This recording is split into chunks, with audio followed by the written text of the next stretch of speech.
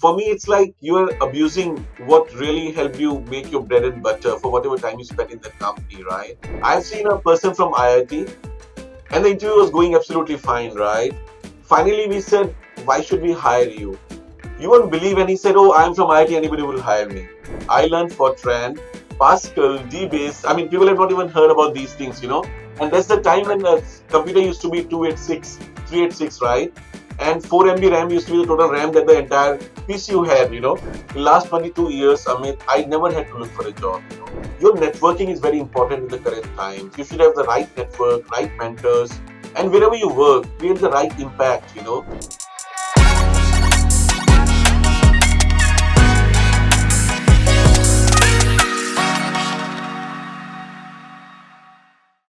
Hello, everyone, and welcome to the Weekday Show. I'm your host, Amit Singh, founder and CEO of Weekday, a hiring marketplace where job seekers can 8x their chances of finding their perfect job, and recruiters can supercharge their productivity by accessing the largest database of talent in the country. We have 80% of white collar workforce of India on our platform. Check out Weekday at weekday.works. Happy to present to you the Weekday Show, where recruitment leaders share actionable insights and answer the most common hiring FAQs, and explore the hiring process from both sides and dissect real life interview scenarios. Hello, everyone. Welcome to the Weekday Show. I'm your host, Amit Singh, founder and CEO of Weekday. Happy to present to you the Weekday Show, where recruitment leaders share actionable insights and we share one of the most common hiring FAQs, explore the hiring process from both sides, and dissect real life interview scenarios. Our guest for today is Ramit Tyagi, who has more than 2 decades of experience in the recruitment space. He's currently the director of talent acquisition at one of the leading workforce management solution companies.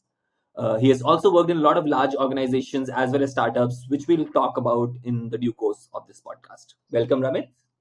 Hi, hey Amit, happy to be here today and contribute to this session. I hope it's worthwhile for everyone. Yeah, but happy to be here today. Great, great. We are also very very happy that you are here and will share your insights with us. So Ramit, we'll talk about today's session. We'll talk about three major segments. The first will be a rapid fire question round where we'll have like fun, fast questions about hiring. The second will be deep dive where we'll learn more about Ramit's recruitment journey. And the third one is hire or pass, where we analyze real life interview scenarios and how does an HR make a decision. Uh, so Amit, let's start. Let's start with the rapid fire one. So, what's the most creative way a candidate has ever tried to stand out from the crowd? I think the most creative way would be, when people really surprise the person who's interviewing. Now, that could be giving somebody a snapshot of their own career who's interviewing, or really bringing in a value that was not expected out of an interview. And many a time people have a different ways, but I've seen that people go through the profiles of the interviewers, and especially on their social media. And what I was got surprised with, I'll talk about my own experiences. Somebody has been through my entire Facebook and Instagram and my LinkedIn profile. While I agree a LinkedIn profile is important, but somebody going through my social media profile and then telling me that I love music and then singing a song of my choice, that I would have sang many times on my social media platform, really surprised me. And I think I would really call that as a great way to, and a great homework to really be for a good interview. So that was one instance that comes to my mind about this. Oh, that's pretty great actually. Like I think just going an extra mile, even like if you don't go through like the whole thing of going over all the social media profiles, but even if you go over like someone's LinkedIn profile and try to understand, go a little step further, like you would be surprised that 98% of the people don't end up doing that. Yeah, for sure, Amit. Okay, all right. The next one. What's the most useless skill on a resume that you have ever seen?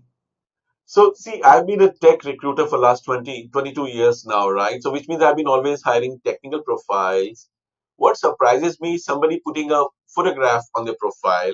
Now, if somebody is good looking, I still understand the value of doing that, right? But if I put my profile, I may not even get an interview call, right? So, unless you're going for a glamorized role or for a role in the modeling industry or somewhere where your face has a value to get you up in the interview, I think that's one thing that really surprises me, and many times put the worst of the photograph on their profile, and assuming that, oh, that might really be a value that they're adding to the profile. The other thing is, I think in India specifically, we just love putting our date of birth, which people don't even notice, right? And very proudly put our passport number, right? Now, why would you put a passport number in that profile? So that's one thing I've seen, and I think that's happening in 99.9% profiles. But we all mature, we all evolve with our experience, and then we realize that the value is what the summary on the top says, and the flow of my achievements and my experience and my knowledge. That's what matters to somebody finally. It's not the date of birth, or I think it's what you bring to the table, which can't be defined by your date of birth or your passport number or even for your photograph. Mhm. Actually, it's interesting because like one of the earlier guests we had on the show, so he was talking about that like a recruiter when they go through someone's resume, they'll mostly spend like what 15 seconds, 20 seconds on a resume, and whatever non-relevant information you have on the resume is actually taking away time from the more important ones that Right. is present in your resume. Of course, and I think there's a study of hiring, Amit, that says that you only take 20 seconds to decide viewing a profile, which actually helps you define the first opinion about whether I should interview or not. So that 20 seconds is very important. And I think all of us have seen those number of pages of resumes going down in last couple of years. I remember when I made a profile 10 years back, I would create an 8-page profile, assuming that, oh, I need to create a large, lengthy profile. Now, if you see just first 2 pages, because attention span itself is so low, if you don't create an impact with your summary, with the topics on the top, and the first 2 pages, I don't think anybody's even going beyond 2 pages right now. So moving on from like resume to interview, like what's the most overrated interview question that you think that most people ask, and what should be asked instead? Where do you see yourself in 5 years, right? I mean, in the current ever-changing environment, even I'm not sure where I will be in next 5 years, right? The tech skill changes every 18 months. The industry is changing every second day. Pandemic has changed everything. So I think while I know what's the objective of asking this question, because get into the thought process of the candidate, right? Have they really planned for the next 5 years? How futuristic they are, right? But I don't think there are any right, wrong answers to this question. And I really feel that instead of that, what we should have asked is a scenario based question or a real time scenario where somebody solved for something that's important for this role and profile and opportunity. Yeah, 100%. Like I don't know what will happen in like 5 years. Like who would have predicted COVID would have happened? Yeah, me and you have no idea what's going to happen after 5 minutes from now, right? My speaker may Yeah. go off like the last call that we had, right? Okay, as a background, like we tried, this is our second attempt at recording this podcast because the first one we had a lot of technical issues. Yeah, Yeah, and we never anticipated that. Yeah, exactly. yeah, yeah. All right. Moving on, like what's the biggest interview red flag that you have encountered? Many a time it happens that we start talking great about us, right? But I think the biggest flag that I would really look into a interview or a conversation is when somebody starts bad mouthing their previous manager or previous companies, because for me it's like you are abusing what really helped you make your bread and butter for whatever time you spent in that company, right? And your manager would have tried. Maybe that don't your feedback of your last manager does not help me or you anyways, right? So when you put that as a reason of you leaving a job, also tells me that maybe I have no idea what the other part of the story is, right? And maybe you would not have been ready to face those kind of challenging environments. And the easiest way is to put it on your manager. While I understand that people leave and continue at a place for their manager, but don't let that be a reason for you to leave a company and you bring that up in your interview toward the next workplace that you're going to. Okay. So one like general tip for everyone: don't badmouth your previous employer, uh, and that also reflects a lot in the way you think as well. Like, so are you a positive person? Are you a person who tries to nitpick everything and just gets bogged down by negativity? So and generally, like obviously, like in interviews, you would want to be presented as a positive person. And you may never know when you have to go back to the same manager or maybe the same company, right? So never burn the bridges that you really worked upon. Yeah. Yeah, exactly. All right. The next one. Have you ever had a strong candidate bomb a simple question? And typically, what's that simple question that people generally bomb? The simple question would be again, I mean, we just talked about a reason of somebody leaving a place, but I will say, many a time candidates get so comfortable seeing the positivity in the first half of the interview, they start doing things very casually in the next one, right? So I've seen a person from IIT, and the interview was going absolutely fine, right? Finally, we said, why should we hire you? You won't believe, and he said, oh, I'm from IIT, anybody will hire me. And that is a red flag, and you won't believe from that it took a different turn out altogether from that moment. And we actually did not hire that person, right? Till then, everything was going fine. It's not that we didn't hire him because he's from IIT, but that cannot be a reason for somebody to be hired or not to be hired. What matters is what you bring to the table, what capabilities, what attitude, what energy levels, what enthusiasm, what positivity you bring to the table. But you cannot start showing it off, right? That, oh, I'm from an IIT and nobody, anybody will hire me, right? IIT is a good platform. It's a respectable institute and it's known to the whole globe, right? But people still hire you for your potential and your abilities and capabilities and attitude. Yeah, and that also reflects on how you will perform after you join the Yeah, team, right? Like, because and that's a self-obsessed, feedback for me. If you ask me, while I really respect and I'm a recruiter, I go to all the IITs, I keep on hiring. I've been to most of the IITs. I wanted to be an IITian, but I could not clear it obviously, and that's how I became a recruiter. But I would not let that be a thing to brag about, especially when everything is going so fine and you are applying for a leadership role. I mean, that can just be an initial way for somebody to hire you. But for somebody who's really, experienced and matured and evolved, you should keep that away. That's anyway visible in your profile, That's already been screened in your profile and resume when you apply for a particular position. okay, all right.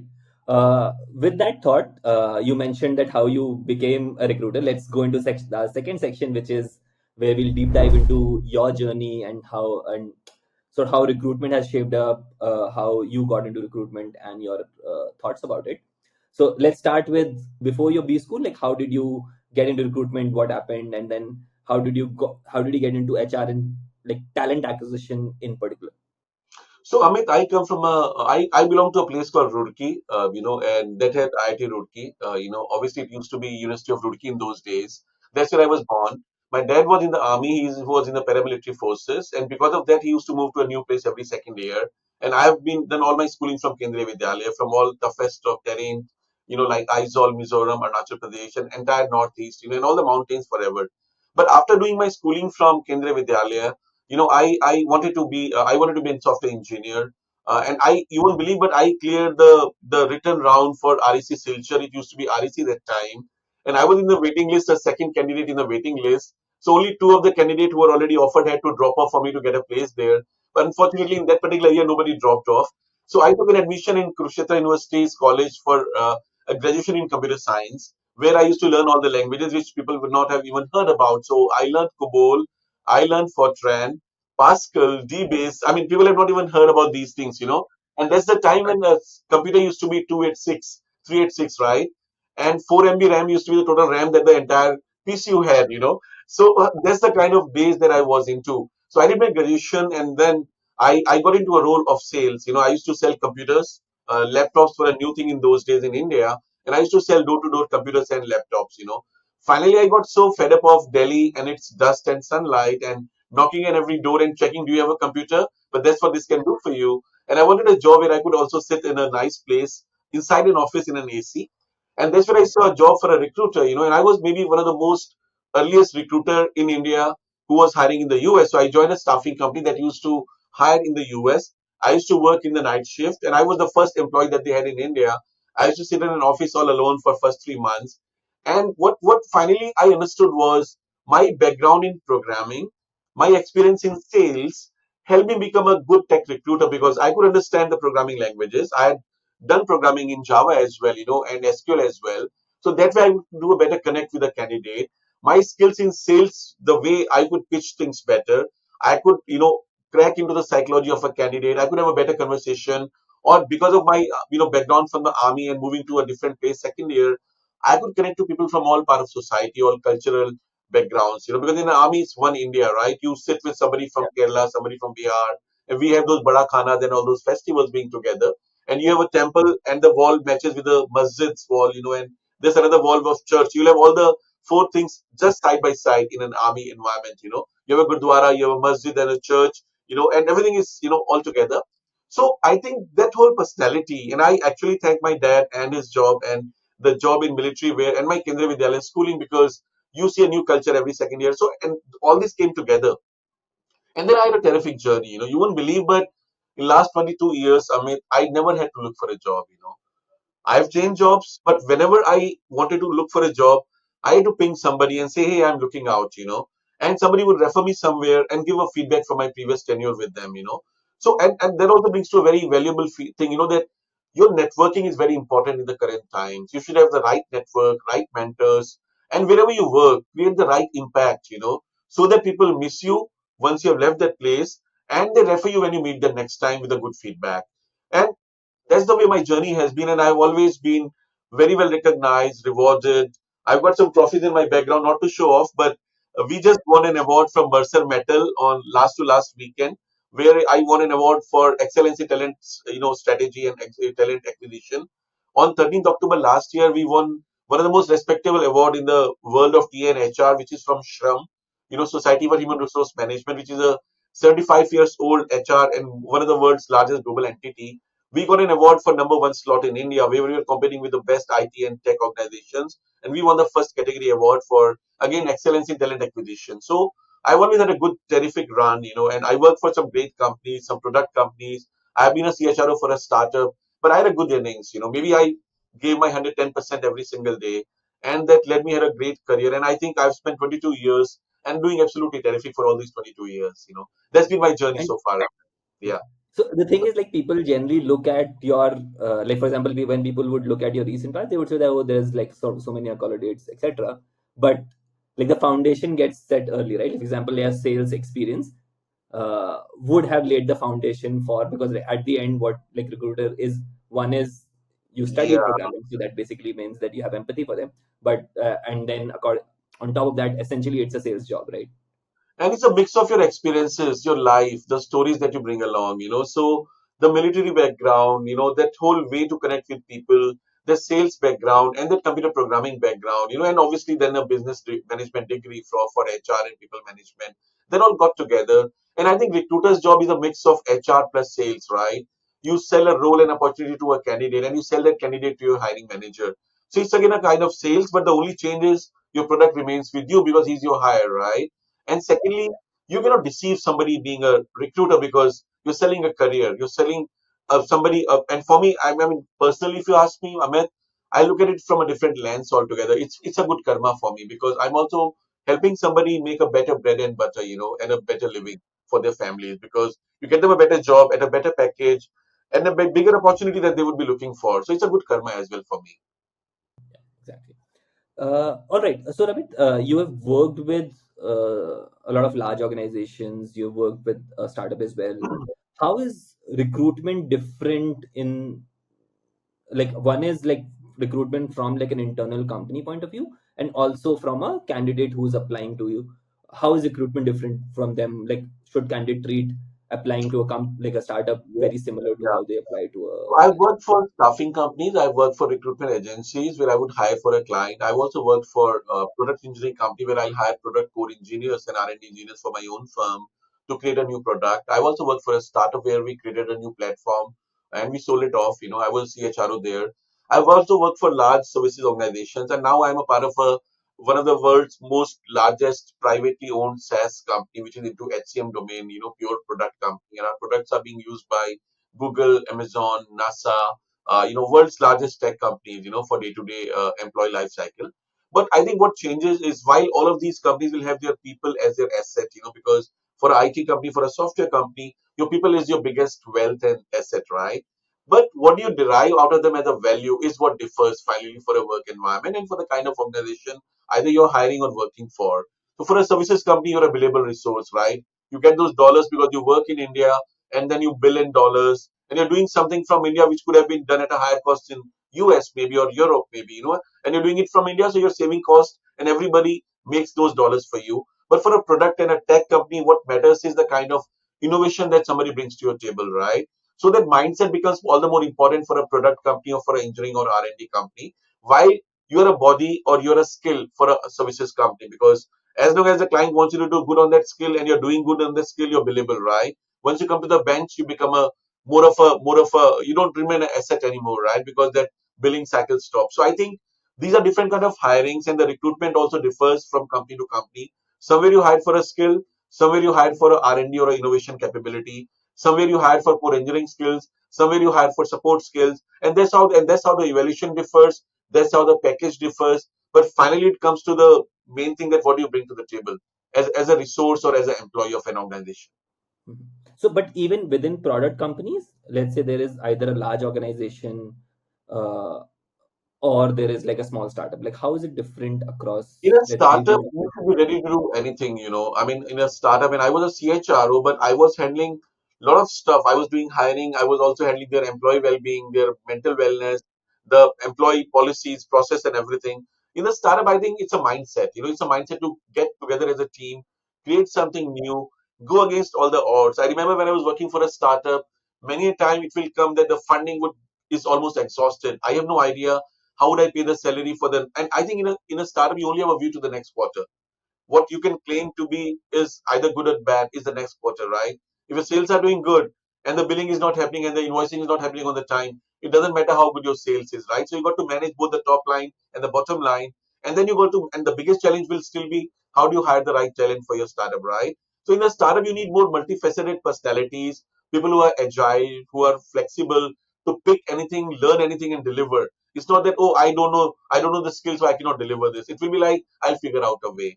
So I have found that more multi-dimensional as a part of, kind of talent that we used to hire in a startup. But for a services company is the skill that I talked about, or a tech stack that I talked about. For a product, it's again the product mindset. You still need people who are into unified engineering, people who are not stuck to a skill, stuck to a part of just one code, or a particular programming language. And I really saw a report from LinkedIn that said that every 18 months a new skill would come, right? Whatever you're doing today is gonna be wiped out in the next 18 months. And I'm an example because I would be hiring Java someday, I'd be hiring Ruby on Rails someday or a PHP someday, and then AngularJS will become a hot skill, right? React.js, Node.js. So I've seen that journey for the last 22 years. So what I could also realize is the mindset that matters finally. When you see people being laid off, you never lay off person who's agile, who's fungible, who's okay to learn and build up a new skill for the future. You still let go people who are really rigid and who don't have that mindset to learn anything new or create anything new, or maybe people who just want to manage people in Excels, right? So, all right. So let's go a little deeper now. Let's talk about talent acquisition, and especially like for most of the job seekers, their interaction with someone from talent acquisition would only be for like someone for that like 5 minutes, 10 minutes, or that screening call that happens. Uh, so let's try to understand what exactly is talent acquisition. So let's say there is a job opening. What happens behind the scenes? Like what exactly is happening behind the scenes until I see a job post on your careers page, and what happens when I click apply? Like what happens behind that? So when you apply as a candidate, you get to see a JD, right? Which should have all the details. What is the opportunity all about? What you do? Would you be required to deliver at that particular profile and role? And what would you be required to carry along when you apply for that particular role? So there is a requirement that you should already have. There's a responsibility and role that you're going to deliver if you get that role. And once you start applying to that, there's going to be a format which is going to be the first filtration that you really will go through, because if it doesn't fly through that first filter, it may not go any further ahead from there, right? So what I'll suggest to any applicant and any candidate is apply to the role that you really believe you fit into. And I think there's a very common mistake people do. They see a role and they apply. What they don't see is whether they've sent the right profile or not. In India specifically, people don't create a different profile for a different role and JD they're applying to, which is the biggest mistake the candidates do, because in the US and all in the Western world, you have a profile. You'll have to create a JD or a profile for that particular JD. You have to create a profile that fits into the JD and its requirements. You will not send the same stuff to everywhere, because every JD, every profile would need something different. And there's nobody who's the king of all, right? It's going to be like you'd have done something in bits and pieces, but let's say you're not able to highlight that well in the profile, you anyway miss out on the chance of being interviewed. So that's the first miss. Secondly, prepare for an interview. Prepare for that profile that you're applying to. How do your current capabilities align to what they're asking for, right? And secondly, do a very good homework on the company that you're applying to. So that homework is important. Even when you apply to a job, that homework, that creating the right profile, a, a biodata or a resume that has all the desired skills is very much important, because else it's not gonna filter in. Mhm. Yeah. So coming back to the first one, that create like a customized profile or a resume, it's not realistically plausible for a candidate to do that. Like for example, every company would like just rewriting that resume again, creating, uploading, because and chances are that that company that I've applied to might not even shortlist me. Like 99, like 90% of the companies might not even reply back to me. So how do they reach that balance that, okay, I still want to customize because I'm looking for a certain type of role, but not also just over optimize or over customize on that. Don't just look at the title of the JD. Go deeper into the responsibilities, the requirement that it should, ask you for, the background that it's asking for, and also ask for the experience that you're already asking for, right? So once you know and have gone through that, and I'm not asking you to fudge a profile or fake a profile. It doesn't help anyways because you'll anyway be you'll flunk in the interview, right? But if you have done what all it needs, highlight that well, showcase that well in the profile so that it catches the attention of the recruiter. And let's say there's an AI tool working in the background, and most of the companies will use an AI or a passing tool right now, to filter out the first lot of applicants. It should fly through that. So if it says it needs three different skills, and if you've done two of them, at least ensure that you highlight those two wherever you have used or applied or implemented them, so that you have a fairer chance to get through at least to the interview. Because unless your CV flies in, you're not going to get the call for the interview. There's nobody who's saying, even though the CV does not look good, let me still interview. So Raman, just to like just get like so that our audience can get an idea. So let's say there are 100 applicants that come into that filtering or the passing tool. How many would generally, typically, like in the current scenario, like how many applicants you end up getting? How many would pass through that first level? So in the current scenario and the current market, because the demand is lesser than the supply, especially for India, when we talk Yeah, about, there's an overflow of profiles, but I'll yeah. still say it's not an overflow of the right profiles, right fitting Mhm. profiles. We do get about 200, 250 profiles for one particular role. Mhm. Yeah. So we'll pick about 40 of them, so which is going to be like 20% of them, and Yeah. then screen Is them. is the 40 by the passing tool, and then a recruiter would Yes, look at yes, it? mostly, yeah, yeah. So there's going Okay. to be an initial screening done by a AI tool.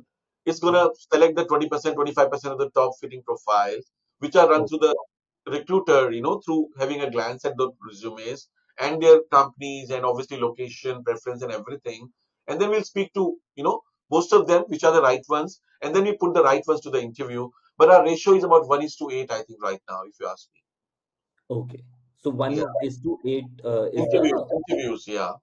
interviews. Oh, okay. So out of, let's say, those So 20%, one which is is to AI eight tool. is to 20 is what I'll call it as. So 20 profile we screen or speak to, we Yeah. shortlist 8 out of them, and finally one of them is going to get offered.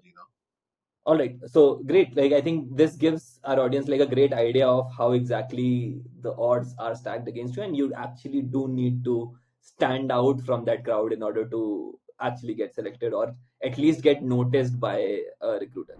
Are you looking for a job? You can 8x your chances of getting one by using Weekday. How 8x? By doubling the chances on three fronts: referrals, customizing your resume, and applying to double the jobs. Weekday can help you on all three fronts. Did you know that you can double your chances of getting a job by asking referrals? You can do that via Weekday by just one click, where people can give referrals to the existing companies via the Weekday platform. The second one is customizing your resume for every role. Did you know that 60% of the applicants of a job are never seen by a human recruiter? You can double your chances by customizing your resume based on every job posted. Well, it's not feasible to do that. You can do that via AI. So, Weekdays Chrome extension allows you to customize your resume for any job. The third front is applying to double the jobs. Imagine if there was an easy apply on every careers job posted everywhere. What we allow via front end automations is that you can just click once and no need to fill multiple long forms on every careers page. Give that information to us once and utilize it everywhere else. All right. And so let's talk a little bit about the tools, technologies, etc., that end up getting used by a recruiter. What are the tools that they are using? What is going on behind the scenes? So there are evaluation tools which do the first level of screening, and then there are also testing tools and coding reviews platforms, right? So somebody could be using HackerRank, somebody could be using HackerRank, somebody could be using CoderPad. Depends on the level and depth of the interview that you want to do for a particular role and the kind of programming skills you're looking for. And then there are also psychometric tests and personality assessment tests, right? We don't use any of them right now in my current profile, but I've used HackerRank in the past. I've also used some parsing tools in the past, and I've used some AI tools as well, for screening, platforms to screen the first level of profile. And there are even tools coming our way which can even schedule an interview, or there are chatbots being used, which can do the first level of screening, which can actually filter out people on the basis of what are they expecting as a component, and what are they drawing already. So I think I've seen those being used, and I've used a couple of them myself in my past companies. You mentioned that, let's say there was like 20-25% which are being filtered in by the AI tool. Post that, when a recruiter is looking at a resume, what exactly are they looking for? Because the general matching or the skill level filtration has already been done. So these people would technically be eligible for that job. So once you're eligible for a job, what exactly makes a resume stand out? Like, what is a good resume versus what is a bad resume? What are the things that should be present in it? So I think the first thing that catches an eye is the summary on the top of the profile, which should not be too heavy, too detailed, but crisp enough to get the interest and cover what basically is required as a summary of the profile. Second thing is, you could either put the education on the top, if you have come from a premier institute and that you think should add value to your profile or get you an attention of a recruiter. Third thing would finally be the current employer and what exactly are you doing there. So a recruiter would go through the stability of the profile, the educational background, the region that they come from, right? So if I'm hiring for North India, I would have somebody who's already been here, born here, or okay to come here, right? Who's got an experience of working here, and then the obviously the stability and the roles and responsibilities. So I think it's important that you don't just put, and there is a trend, right? In many of the profile, you will see developing, coding, and testing is the main responsibility, right? What people forget is everybody contributes differently to a life cycle of a software or a product, right? What was your core contribution? That's what a recruiter is interested to know about. What technologies did you really put in that solution from your side? What technology did you, while the project could have 20 different tech stacks, right? But you would be maybe working on only 3 to 5 of them, right? Ensure to emphasize upon them, highlight upon them, as well as people like to put their success stories all the time. But I think what we would be keen to know is what have been your failure points and learning from those failures. We all know we'll fail sometimes, and I think most of the time we fail, right? But if we have a learning coming out of those failures, it's good to have those failures in our life. So I think those, and you can just bring so much in your profile, but it should still be good enough to get you the interview call. That's more important to create a crisp yet catchy details, but limited details, but which really makes sense to person on the other side. So stability is one of them. Education, employment, how long did you stay, what all did you contribute to the employment wherever you're working. So I think these are the couple of things that we look for. Okay. So let's say there's someone who is not getting a lot of is not getting shortlisted by a lot of recruiters, and so they can't really change their employment, like the companies that they have worked with. Maybe it's that they, or maybe it's because of the education that they are not getting selected, and the requirements of that role was different. What can they do to increase their chances now? So, like what all work they've done, right? So now they want to sort of improve that and improve themselves. What can they do at this stage to just get more? Market is, and I think one thing that I did not talk about yet is we also go through the LinkedIn profiles of many candidates.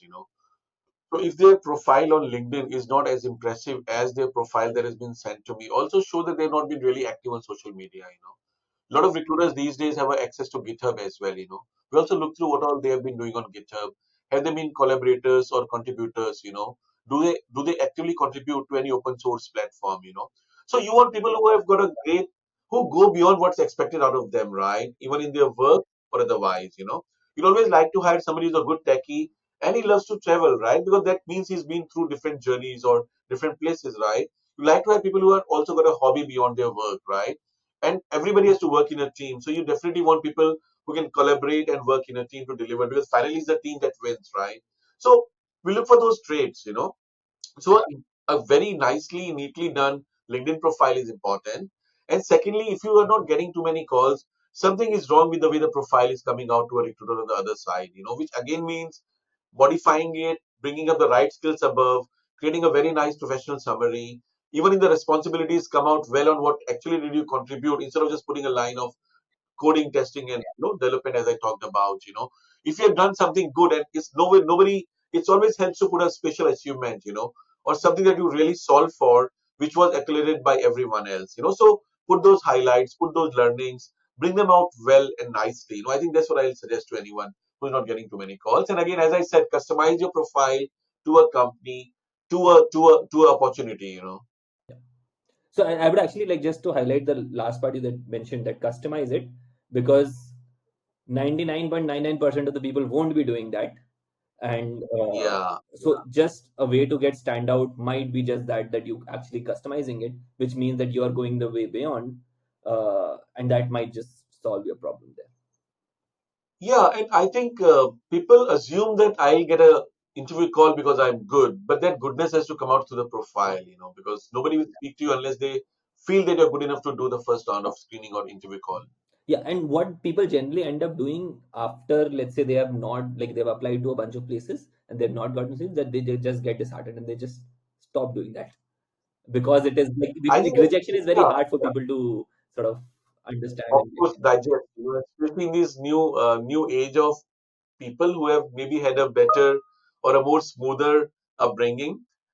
For them, when they start failing, and I think till college is still okay, right? But once you hit the reality and when the rubber is the road, right? When you come out of a college and you face the real world, that's when you realize that, nobody taught me about this, and nobody readied me for this. Even the parents and everybody's got these one or two childs, children these days. So, and nobody's living in a joint family where you'll have your uncles and grandparents supporting you, bringing up those values, or make you ready for that life and through their experiences and stories and values that they bring in. I think that's what is the biggest skill that people should learn and adopt into. And Amit, I think what pandemic and after pandemic there was a survey by LinkedIn where they worked on the skills for the future.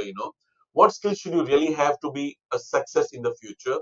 And the skill that came out, and I think not through LinkedIn, it was through HackerRank that they did a survey for the globe. The skill that came on the top was how to be comfortable in an uncomfortable situation.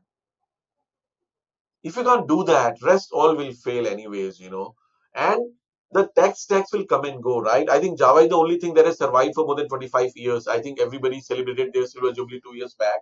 But there's the only skill I've been hiring all throughout, but rest all came and went, right? So nobody hires on COBOL mainframe these days. Nobody hires on a lot of other skills these days. So problem solving, you know, algorithmic abilities, logical ability, I mean, these are the things that really will value. But the biggest skill would be still how do you still keep on going when you're failing, and you being from a startup, Amit, you would understand what I say, because for a startup, it's like every day is a different story, you live and die every single day, and you look for the ray of hope from somebody. So I think the biggest skill would be how to survive the failures, how to learn from the failures. If you have to fail fast, but keep moving. I mean, keep moving on. That's the main thing. Yeah, so like, interesting that you mentioned like just being comfortable with the uncomfortable. So I have seen like at at a startup's journey, that's literally every day. So while everybody can't really start up of their own, but you could have like small things that you start on your own, like that could be your, let's say, then Instagram handle. Like just doing that and persisting with that, you would realize that just starting anything is very, very difficult. Yeah, yeah. And we all see these reels, from Steve Jobs and all those great guys. I mean, the main thing that they talked about is for an overnight of success, there's still a 10 years of hard work, right? Nobody made it on the first day, and nobody had it on the first day. Nobody assumed that they will get it on the first day. What made them success was they did not give up for the first 10 years, and then they had that overnight success, right? I mean, that's what matters finally, right? Will Smith will win an Oscar after maybe 15, 20 years of hard work, right? I mean, that's what is a success story. There is no quick success, even if it happens. We have seen those KBC winners, right? People who won that 1 crore. I got to know that the first one who won it, right? He's gone back to his same life, right? He's a teacher somewhere. He lost that money very soon after, because it came all of a sudden. It will always go off. What grows organically stays for a longer duration. And what you get in a jiffy will go in a jiffy, right? And that's the thing, like everybody has to pay their dues. Like for example, in your journey, you were doing sales early on in your career, even though that was not your calling, that was not a thing. You did not just say that, okay, I'll stop doing it right now and like just on the first day and then just not do it because it was uncomfortable. It was something that you actually didn't want to do, but you just stuck to it because, and then it later on in retrospect added a lot of value. Yeah, perseverance is a main thing, that will really make or break anybody's life, and I think I was taught in sales, that today is the first day for rest of your life, I mean, whatever happened till yesterday doesn't matter anymore to me, right? And even this is something that I still believe in, so your ethics, and especially work ethics and discipline, is very, very important, I mean, and that goes for business and job both the ways, right? Nobody's going to come and wake you up to take on what you plan to do today, right? You got your own schedule, you got your own passion, and if you have passion, you will do it anyways, but that's what is main important thing. And you'll always, many a time, you 90% of the time you're going to fail, but what do you do when you fail? And I think we all, I don't know, I'm a big fan of Rocky, right? I mean, Rocky movie, if you have seen that, right? So it's not about who wins by hitting hard, who's going to win finally is the person who still keeps on getting, when he's hit hard by his opponent, right? So life will hit you hard, as long as you keep on getting up and still fighting for it, you're going to win someday for sure, All right. On that great note, Ramit, let's move on to our next section, which is a hire or pass, where I'll tell you about certain specific interview scenarios and whether that if that person comes to you during an interview, what would you do? Where would you pass on this candidate, which basically means you'll reject it, or will you hire them, which basically means you'll move on to the next stage. So the first, hire or pass, the entrepreneur. So there's a candidate who has a history of entrepreneurship. He has founded multiple startups. Let's say had not seen success so far. Uh, but the fact is that they have done a lot of startups. They have worked in smaller teams. Do you think they would fit into a regular structured corporate environment? Do you see that as a strength or a risk? Should people mention their entrepreneurial stint in their resumes or not? I take that as a strength, because what you go through as an entrepreneur is a very strong business acumen, very strong sense of financial awareness, right? Profit and loss, and you understand the business better. So, and typically you have that whole spirit of not to give up so soon, So I think I carry that as a strength, provided they have the desired skill for this particular role that we are hiring for. And we do come across people who have tried a startup. We just hired a leader who's tried a startup, and we took it as a strength, because they would have faced more risks and opportunities and failures and successes than a normal job seeker or a normal candidate. All right. The next one, the job hopper. So the candidate who has changed their jobs very frequently, stints lasting I not pass, 1 year. I pass. I think, yeah, we all would have been through challenges and struggles, right? But if I take a job, if I commit to that, and I know I've been hired to perform for certain level of excellence, and I know if I'm assuming that it's going to be a bed of roses and everything's going to fall as per the way I plan it to be, and then I keep on changing jobs because sometimes the environment was not good, sometimes the manager was not good, sometimes, and you'll always have a story behind every job change. People will always tell you, right? But I'll say if you have been a frequent job hopper, there was something not wrong with the place, but maybe with you. Maybe you didn't carry it strong enough. Maybe you did not give your 100% or more than that every single day. Okay, so that's a pass. The next one is hire a pass, the overqualified applicant. So someone who has more years of experience or just more qualifications that than the role offered for, but the candidate has still applied for whatever reason. Uh, is that overqualification a strength or a risk? I'll not take this as a weakness, as long as they're able to commit to a stable career with us, because even if they're overqualified, we'll use that, capability somewhere, and there's going to be a plus for my environments. But what I would look for is this should not be a stopgap arrangement for them, this should not be a short-term compromise for them, because that's what is not going to work for any of us. All right, so that's a hire. The next one, hire a pass, a career loyalist. So someone who has stayed in one company their entire career is now applying to you. Let's say that stint is more than 10 years. Do you see that as a sign of strength that they are loyal to a particular employer, or do you see that as a risk that they might not be able to adapt to a new environment? They've only seen one way things happening.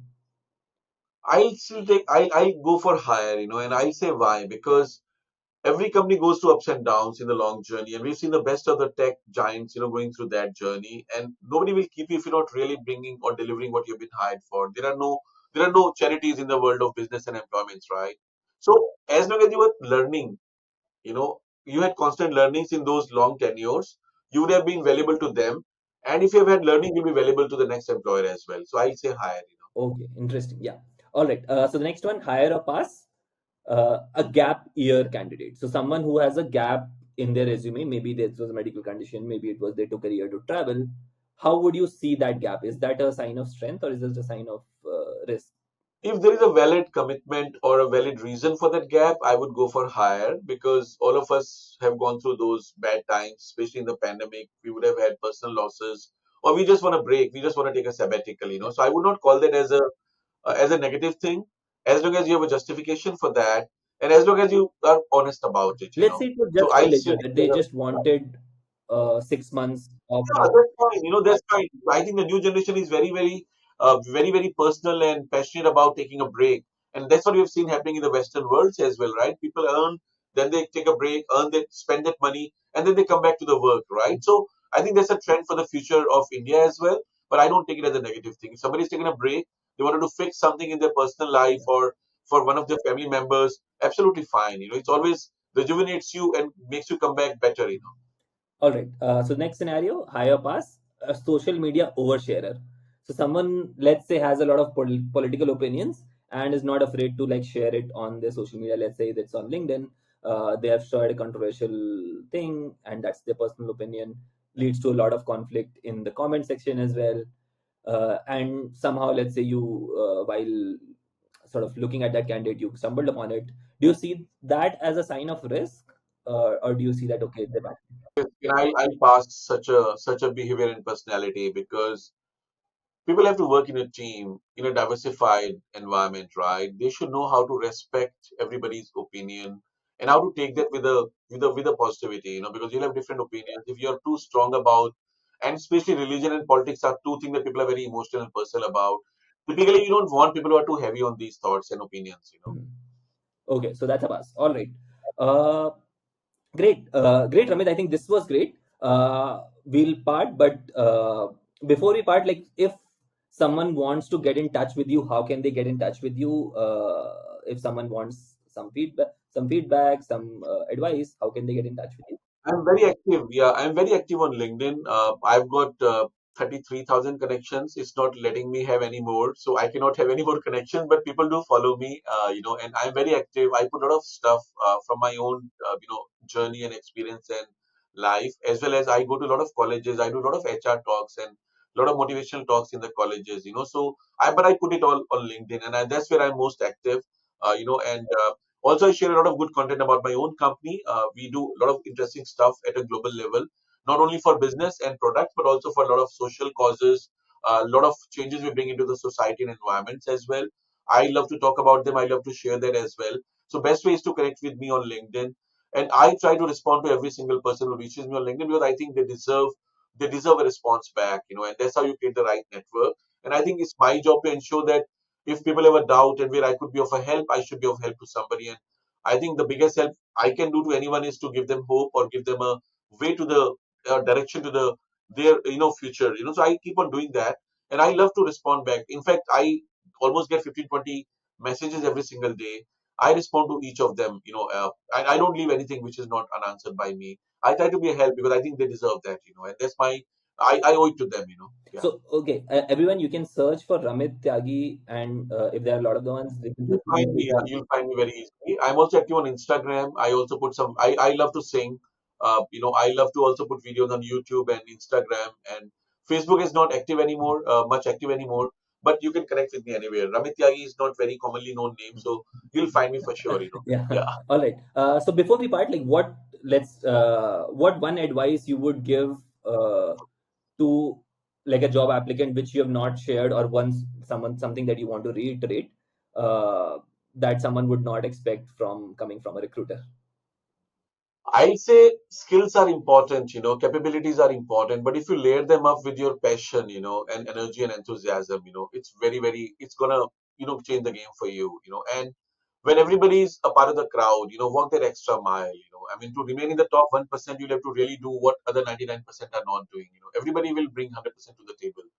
The people who win the game or go different path or growth are the ones who do 110% every single day, whether somebody is watching or not.